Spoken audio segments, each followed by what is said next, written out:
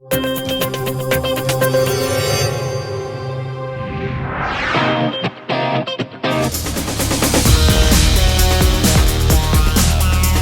CPGE scientifique, ce sont 2 années de travail soutenu et régulier dans les matières scientifiques, mathématiques, physique, chimie, sciences de l'ingénieur.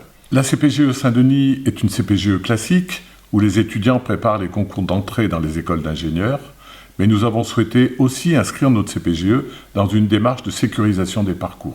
Le parcours sécurisé ouvert. C'est le fait de signer avec des grandes écoles d'ingénieurs. L'école va nous suivre pour voir notre potentiel et pour nous prendre ou non sur dossier. Au lieu d'avoir une grosse épreuve à la fin des 2 ans, c'est notre travail des 2 ans qui est valorisé. Les écoles partenaires vont suivre pendant 2 ans le cursus et les résultats des étudiants engagés dans le parcours sécurisé.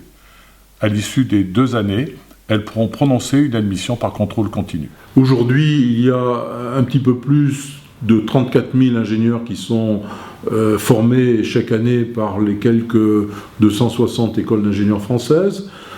La FESIC représente un groupe important de ces 34 000-là, puisqu'elle forme plus de 2300 ingénieurs par an. Je crois qu'il est hyper important que des jeunes actuellement qui visent peut-être des métiers d'ingénieur puissent prétendre à ces formations en 5 ans ambitieuses. Rapprocher les élèves de lycée des différentes régions d'une école d'ingénieur est quand même l'objectif principal. Et c'est pour ça que depuis 2-3 ans maintenant, nous avons investi sur des collaborations avec des lycées privés.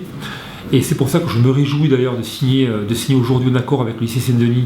Et je remercie Bernard Grange pour cette invitation et cet accord, parce qu'il va donner plus de visibilité à nos diplômes. Et c'est toujours pareil, avec un dossier, quelque chose, c'est du gagnant-gagnant. Nous avons signé avec 4 écoles d'ingénieurs dans différents domaines, comme l'informatique, l'électronique, le numérique, la chimie, les travaux publics.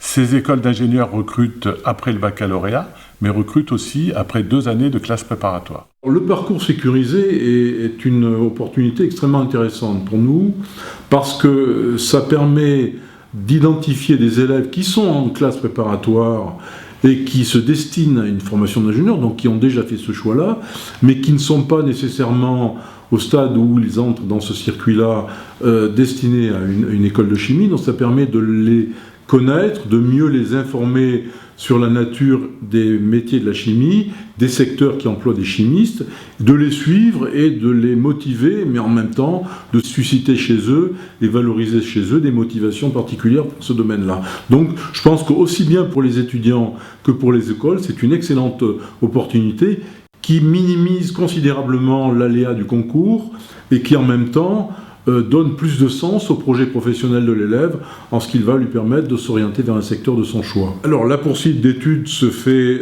à la fois sur des doctorats ou bien sur des formations spécialisées plus courtes du type master spécialisé.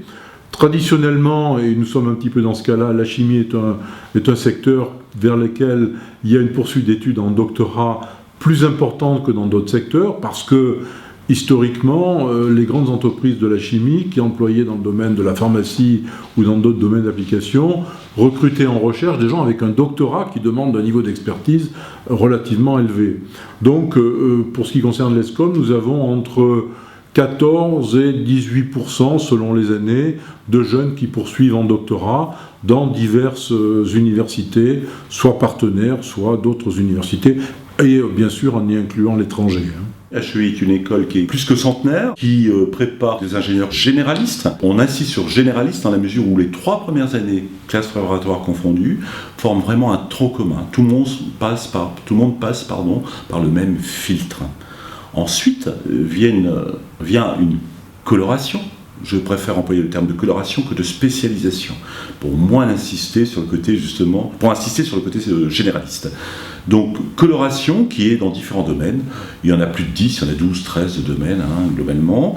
Alors, ces domaines, qui sont un peu des domaines d'activité, des secteurs d'activité dans lesquels on pourrait travailler tout de suite à la suite du diplôme. Donc, ces domaines sont à choisir juste après le bac. C'est une première réflexion. Ensuite, on leur demande globalement, en 2e année, de dire est-ce que c'est toujours le domaine dans lequel vous voulez travailler ? Oui, non, c'est une 2e réflexion. Et ensuite, en fin de première année de cycle ingénieur, donc à Bac+3, on leur demande de vraiment choisir leur coloration, leur spécialisation. C'est une sorte de maturation qui s'opère comme ça, d'autant plus qu'ils auront rencontré des cadres, ils auront peut-être fait un stage ouvrier, d'autant plus qu'ils seront confrontés un petit peu au monde du travail, qu'ils auront vu les différentes fonctions qui existent dans l'entreprise, ils auront découvert les différents secteurs d'activité. Donc leur choix est mûri au fur et à mesure, et ça c'est très important. Bon, le recrutement est très varié, ça s'adresse à différents publics, ceux qui sont à l'aise avec l'abstraction, qui à la fin de la terminale ne sont peut-être pas tout à fait décidés encore sur le secteur dans lequel ils veulent travailler, vont choisir des classes préparatoires à grandes écoles. Ceux qui, dès la terminale, ont envie de s'orienter vers le domaine du numérique et qui savent que le métier d'ingénieur les tente, vont pouvoir intégrer directement après le bac. Alors ça peut intéresser tout à fait les élèves de la filière STI 2D, c'est parfait pour eux, je pense que c'est parfaitement adapté.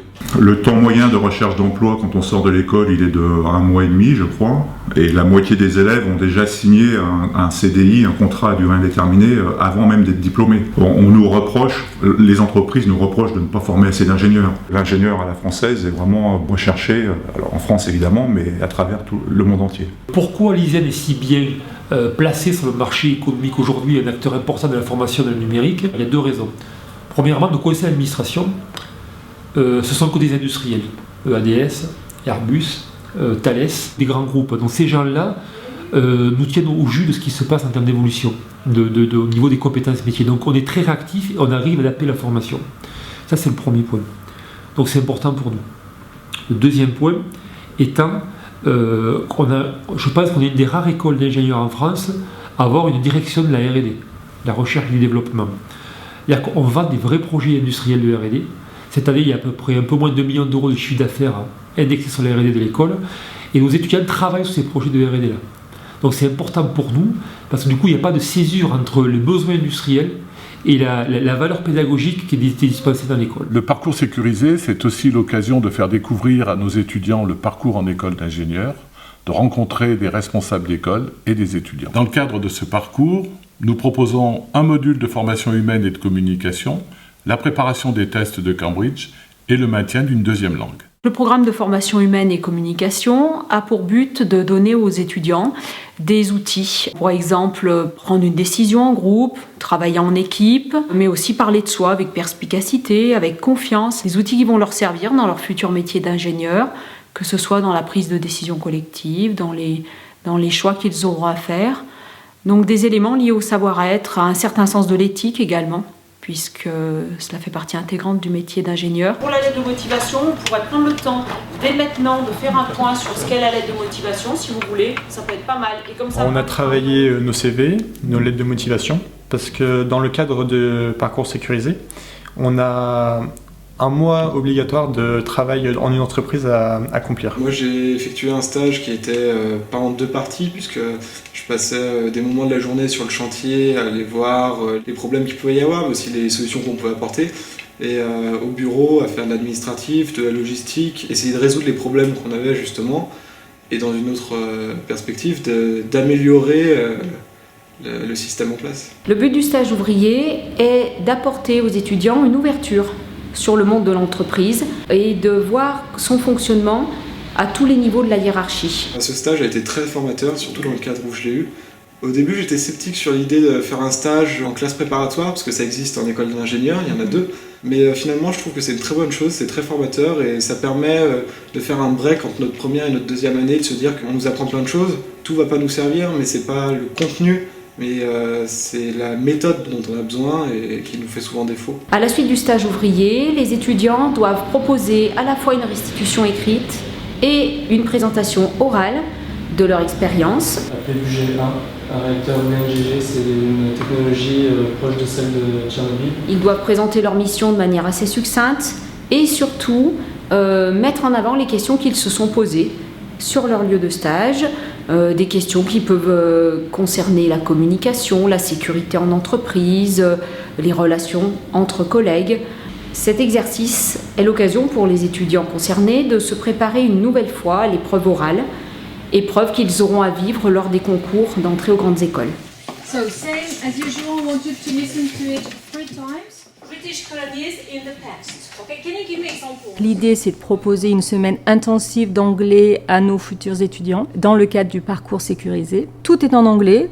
Les activités sont essentiellement basées sur l'oral, prise de parole sous forme de sketch, sous forme de jeu de rôle, des activités portant sur de la compréhension orale en labo de langue par exemple, mais également des activités en annexe comme basketball avec des joueurs américains notamment, donc ce qui contribue également au côté intensif de ce stage d'anglais. Le test de Cambridge, donc nous avons choisi celui-ci parce qu'il est valable à vie. C'est le plus complet par rapport à d'autres examens comme le TOEFL ou le TOEIC, de manière à pouvoir intégrer certaines écoles ou également pouvoir partir à l'étranger. Le parcours sécurisé est une chance supplémentaire d'intégrer une école d'ingénieurs pour des élèves motivés.